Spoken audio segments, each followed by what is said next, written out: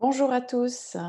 Nous poursuivons nos interviews de thérapeutes sensibles. Donc, c'est-à-dire que leur sensibilité, en fait, guide leur pratique dans le cadre de l'école du sensible. Je suis Carole Moreau, fondatrice de l'école du sensible. Et aujourd'hui, nous accueillons Ulrich Ramp. Bonjour Ulrich. Bonjour Carole, un grand Donc, plaisir d'être avec vous. oui, donc Ulrich est art thérapeute. Et il est aussi fondateur et ancien directeur de chez Biofloral. Mais aujourd'hui, nous accueillons l'art thérapeute. Alors, Ulrich, première petite question, qu'est-ce qui t'a amené à l'art-thérapie? C'est un long chemin, l'art-thérapie. Et qu'est-ce qu'on trouve dans les mots? C'est l'art et la thérapie. Alors l'art, ça m'a toujours fasciné depuis l'âge de 16 ans. J'ai toujours dit, je vais devenir artiste. Et bien sûr, mes parents, ils paniquaient un peu. À 18 ans, je me dis, je suis peintre et poète. Et finalement, je suis parti dans le monde. Et j'ai pas fait beaucoup d'études, j'étais pas obéissant à mes parents. Et l'art m'a attiré. Elle m'a toujours attiré, elle m'a accompagné. Et petit à petit, je me posais beaucoup de questions. Qu'est-ce que c'est l'art? Qu'est-ce que vraiment on peut dire c'est l'art? Est-ce que c'est la reconnaissance par la société, un artiste connu et reconnu, ou est-ce que c'est un lien profond qu'on a avec nous-mêmes et avec ce monde artistique? Et là, il y a des grandes questions que j'ai posées toute ma vie. J'ai traversé l'art sacré, je me mis à peindre les icônes, j'ai traversé aussi l'art brut, l'art avec des gens du buffet, l'art simplement spontané ou avec Pollock, action, l'art dans l'action qui est très, très intéressant aussi. On trouve beaucoup de mouvements et chaque fois on est étonné. Vous trouvez aussi l'art conceptuel qui est aujourd'hui très la mode. Il y a un concept, quand vous voyez l'œuvre artistique, vous comprenez rien du tout et souvent on voit rien du tout. Et que quand on a le concept de l'artiste qui nous est expliqué, on dit tiens, c'est peut-être pas mal. Et à ce moment-là, j'ai découvert que l'art peut être intéressant ou pas intéressant, mais on peut difficilement dire que l'art, c'est bien ou c'est pas bien. Ça, elle est hors toutes les normes du jugement. Et le plus j'ai avancé dans l'art, le plus j'ai découvert l'art, quelque part, c'est un reflet de notre âme. Et de l'autre côté, c'est un reflet de l'âme de la société aussi. Et les deux, ils se rencontrent quelque part, et là où ils se rencontrent, on trouve l'émerveillement, mais on trouve aussi l'étonnement et quelque part le scandale. C'est parce que quelque chose dans la société touché, relevé, que l'artiste l'a montré avec une voix et ça devient visible. Et tout se tourne autour de ça et on peut dire à la fin, finalement, l'art, ça vient du subtil pour s'incarner quelque part dans le regard de nous-mêmes, de moi-même et de la société.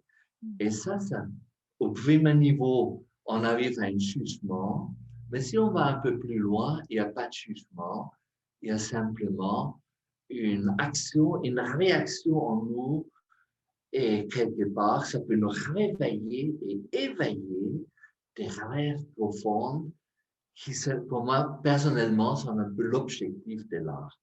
Réveiller quelque chose qui dort en nous. Et ça, c'est donc l'art qui s'exprime à travers notre âme. Alors, qu'est-ce que c'est notre âme? Ça, c'est une autre question qu'on se pose souvent. On dit, mais notre société n'a pas d'âme, ou c'est une action sans âme. Alors, il y a quand même une âme qui participe. Et j'explique toujours, si on n'avait pas si notre corps n'était pas animé, on était tout simplement un cadavre.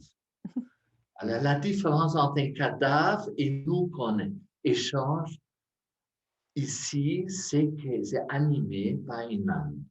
Et l'âme, c'est très connu avec Jung dans la psychothérapie, l'âme s'exprime dans la nuit, dans nos rêves. Et s'il y en a un cadre un peu plus près, elle s'exprime à travers les couleurs, l'émerveillement qu'une couleur peut nous emporter. Et je me touche à poser la question, est-ce que Carole, elle voit le même bleu que Ulrich? Et est-ce que Ulrich voit le même rouge que Carole? Et on ne le sait pas. Hein? Et on sait les anciennes, 4000 ans avant nos terres, les anciennes n'avaient pas un pigment qui leur manquait dans l'œil et ils voyaient le ciel vert. Ça, c'est étonnant. Et même aujourd'hui, il y a encore des Bushmen qui n'ont pas ce pigment et pour eux, le ciel, il est vert. Et donc, tout est relatif dans l'art.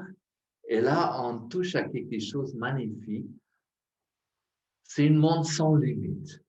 Et là, on sort de nos petits 2% qui sont scientifiquement acquis, où on se sent sûr qu'ils s'amènent là-dedans, on quitte ce monde et on entre les 98% inconnus de notre univers, de nous-mêmes, qu'on n'a jamais exploré.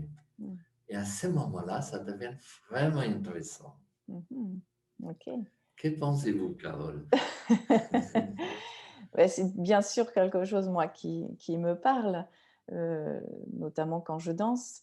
Mais pour revenir à toi, Ulrich, donc du coup, c'est quelque chose enfant que tu voulais faire. Et du coup, tu as passé, je crois, un diplôme d'art thérapeute à Tours, je me souviens, c'est C'est ça? ça.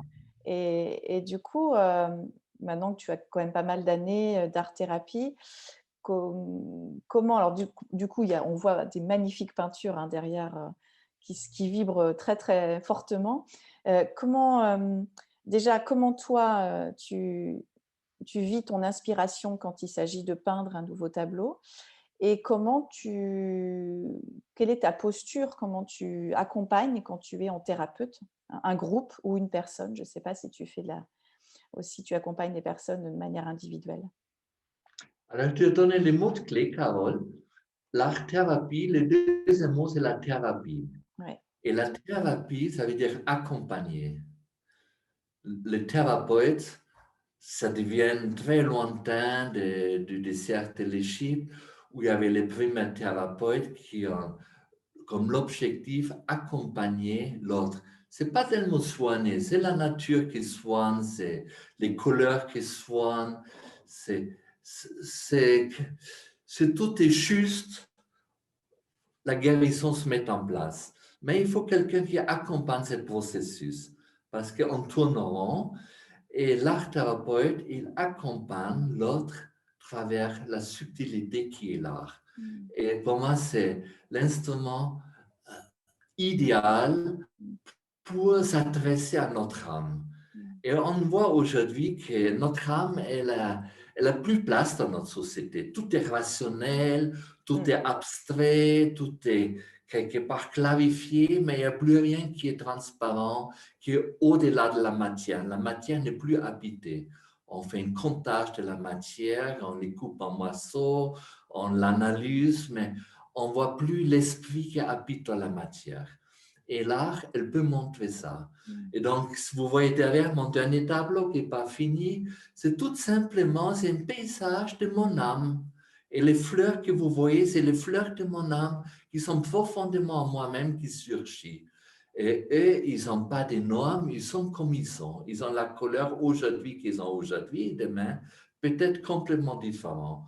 Et c'est ça qui est très, très joli, de créer ce lien à notre profondeur et à notre âme et de permettre à notre âme à nous s'exprimer. Parce que la pauvre, elle est complètement enterrée derrière les vieux casseroles et des blocs en béton et ça, elle a pratiquement plus place de s'exprimer dans notre vie. Et c'est pas un hasard que la couleur monte aujourd'hui dans les carrelages, dans les sols, dans les voitures partout, c'est les cris. Les cris, c'est une absence de couleur. Hein. C'est ni blanc ni noir, c'est quelque part une couleur abstraite.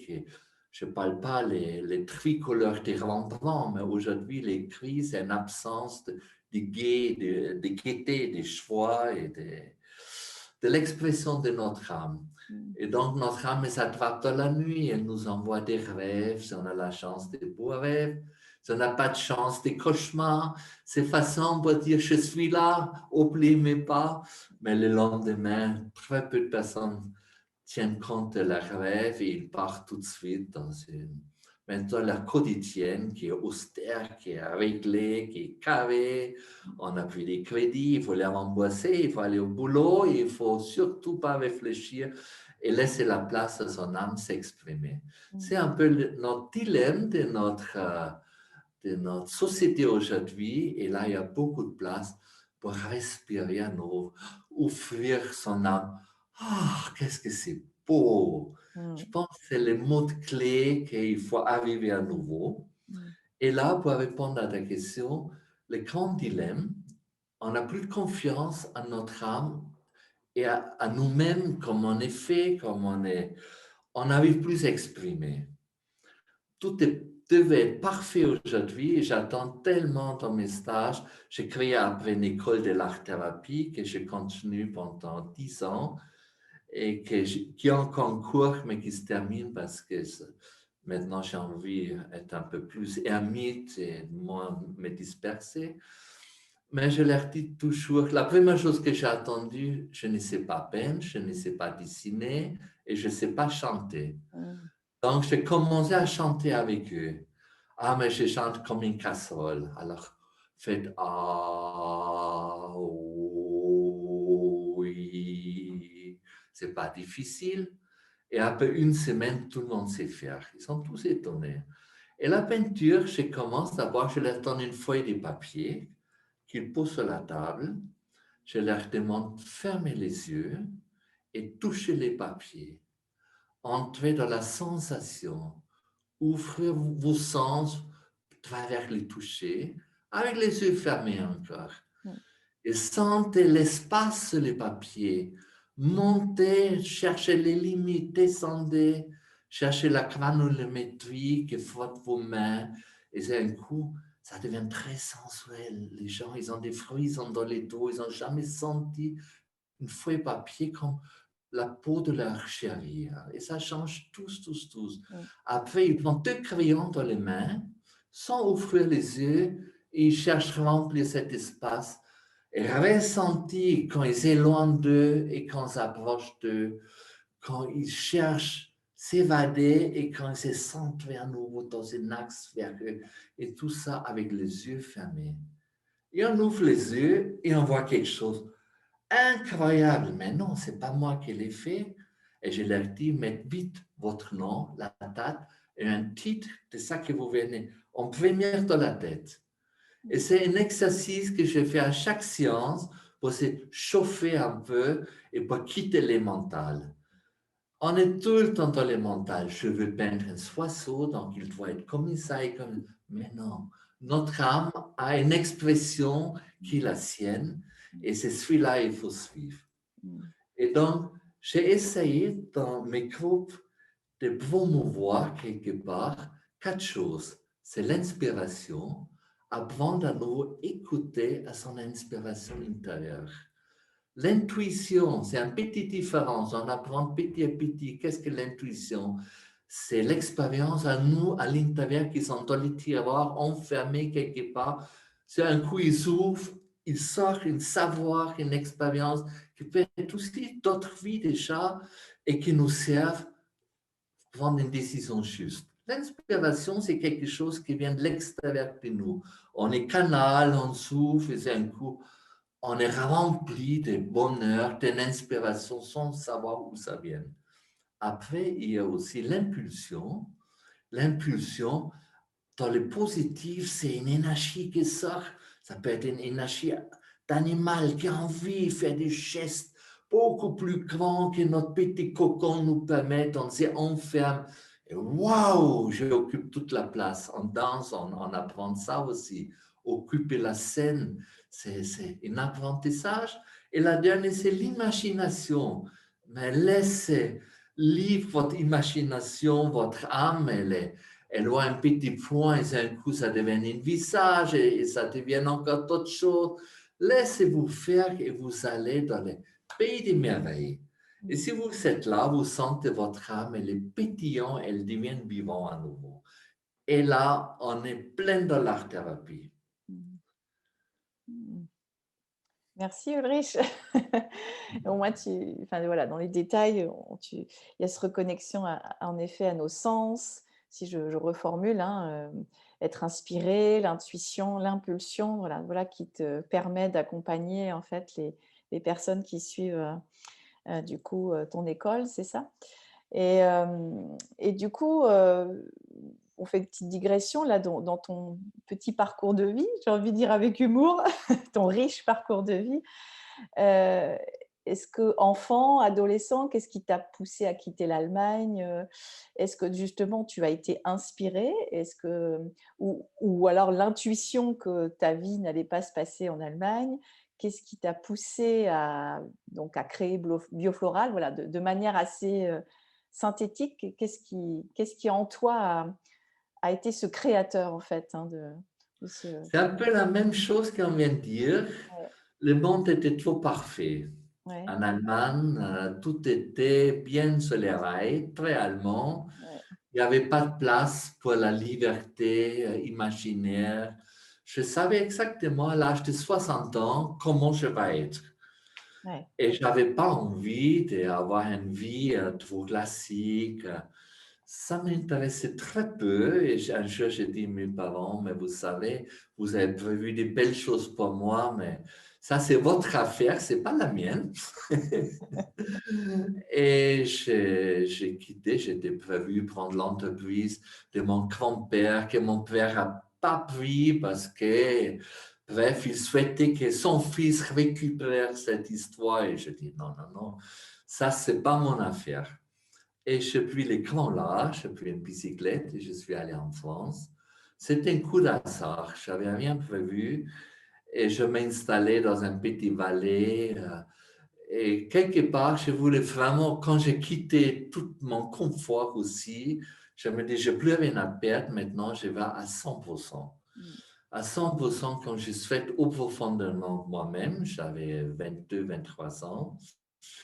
Et donc, c'était la nature, la campagne. On a trouvé un petit maison. J'ai trouvé ma femme à cet endroit-là et j'ai construit ma propre maison à ce moment-là. C'était un rêve, prendre les pierres, couper les arbres et construire un petit campagne qui est finalement devenue une maison.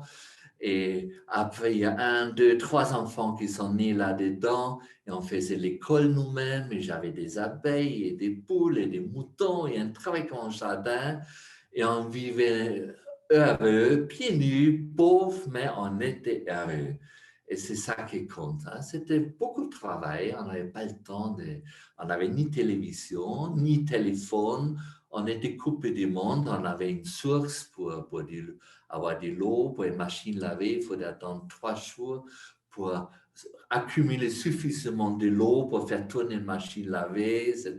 Tout c'était une aventure, mais il avait des goûts derrière. C'était très, très intéressant. Et en vivant 40 ans en pleine nature à Le Creuset, où tu es devenu un chauffeur en stage, on vivait de cet endroit, la nature a commencé à parler. C'était très beau. Et immergé avec la nature autour, c'est un coup, j'ai devenu une partie de la nature. Mm. Et la nature m'a partagé ses secrets et j'ai compris plein de choses, une façon avec du bon sens. Et je commence à fabriquer des petits remèdes. Je cherchais dans des vieux livres qui confirmaient les anciennes, qu'il y a un lien entre les saisons et les plantes qui poussent à chaque saison. Il n'y a pas d'hasard.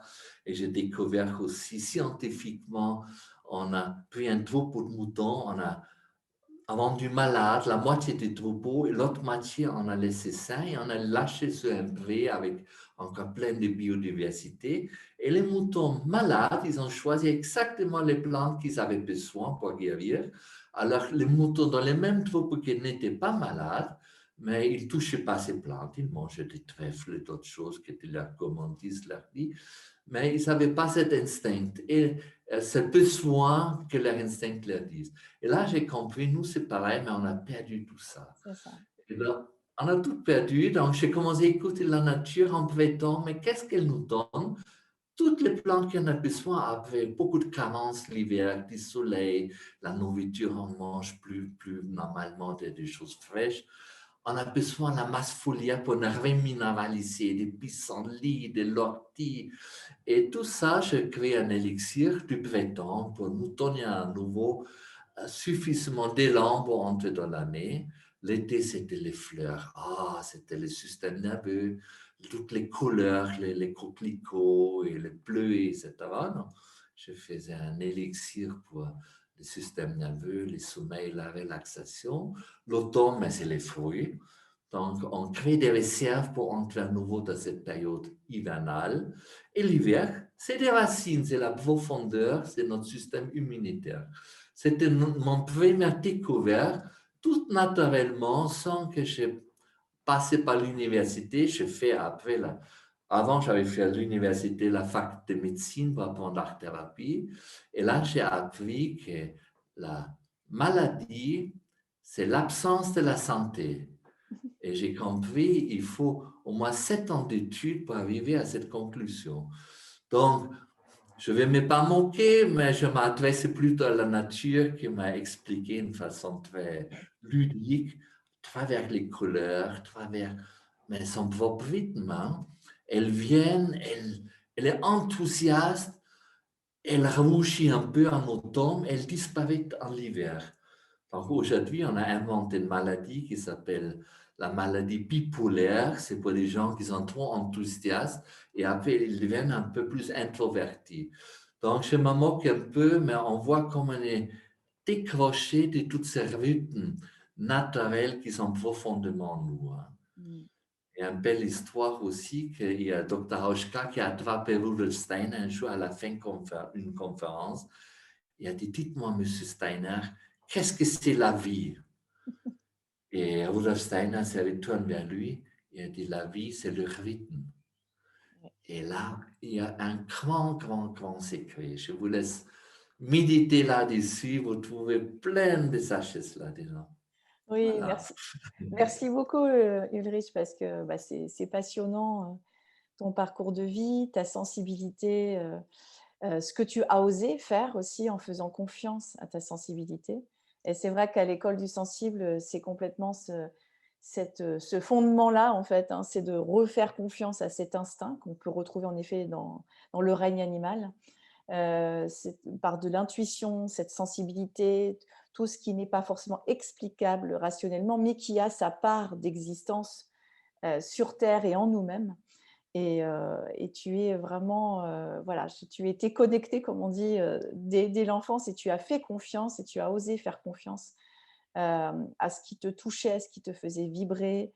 Et en te reliant à la nature, je pense que tu seras d'accord si je dis que ça nous renforce ou ça nous reconnecte à cette part vivante. Et quand on vient se reconnaître, parce que quand on dit que je suis un être vivant, la majorité des gens pensent que c'est juste, oui, bah, une biologie qui fonctionne, on respire, on digère, bref. Sauf que non, quand on dit je suis un être vivant, c'est cette reliance à tout ce qui est vivant et avec, je dirais, une force qui existe dans la vie, une espèce de magie qui facilite, qui est en faire source de connaissances, puisque toi, c'est comme ça que tu as fabriqué tes élixirs, c'est la nature qui t'a parlé. Donc, les connaissances ne viennent pas que d'un parcours scolaire.